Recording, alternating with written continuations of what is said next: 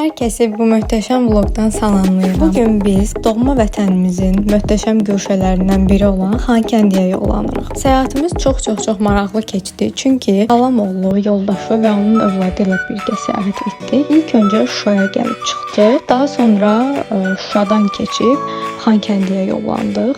Lakin ilk öncə burada dondurma məntəqəsində benzin doldurduq. Ondan sonra yolumuza devam etdik. Boyu söhbət etdik, arada biraz dincəldik, abur-cubur atışdırdıq və gəldik çıxdıq Xankəndiyə.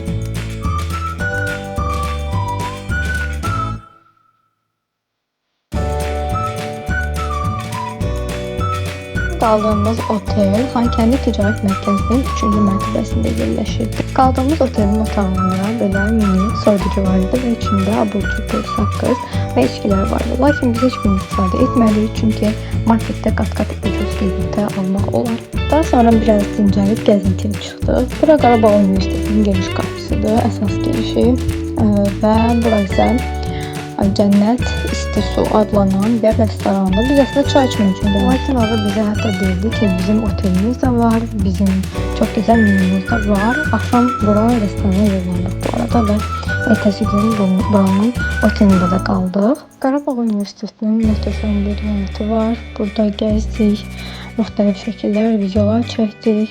Doğrudan universitet çox gözəl şəraitdə hazırlanıb və tələbələri düşünülərəkdən tikilib məncə. Əslində içinə də baxmaq istəyirdim, ancaq bilmirəm nəsə oldu və mən içərisinə girib baxmadım. İnşallah gələn dəfə baxaram.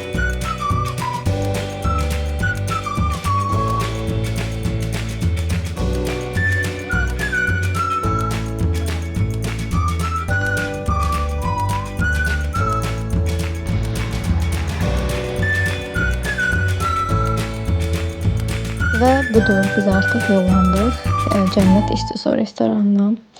Çox gözəl mənzərəsi olan bir yerdir. Özdə biz gün batımında gəlmişdik.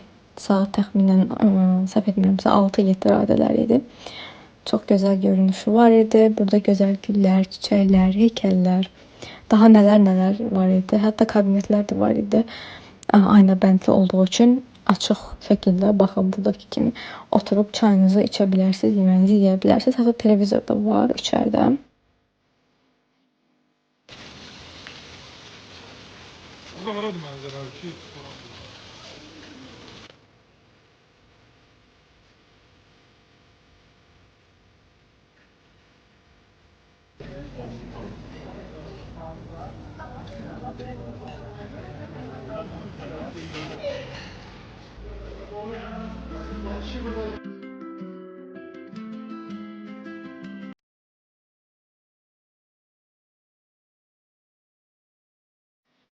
Biz restoranın həyətində əyləşmişdik, lakin içərisi də çox sərin idi və çox gözəl dekor edilmişdi. Ancaq yenə ikinci dəfə getsəm, yenə də mən həyətdə oturub yeyib içməyi daha üstün tutaram.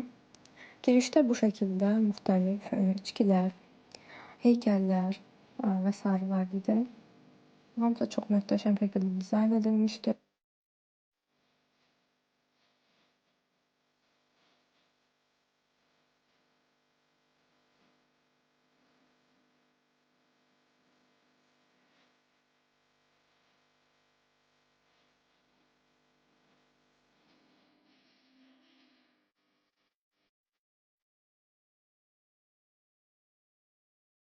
Təbii ki, mən gedən kimi yatıb dincələ bilmədim.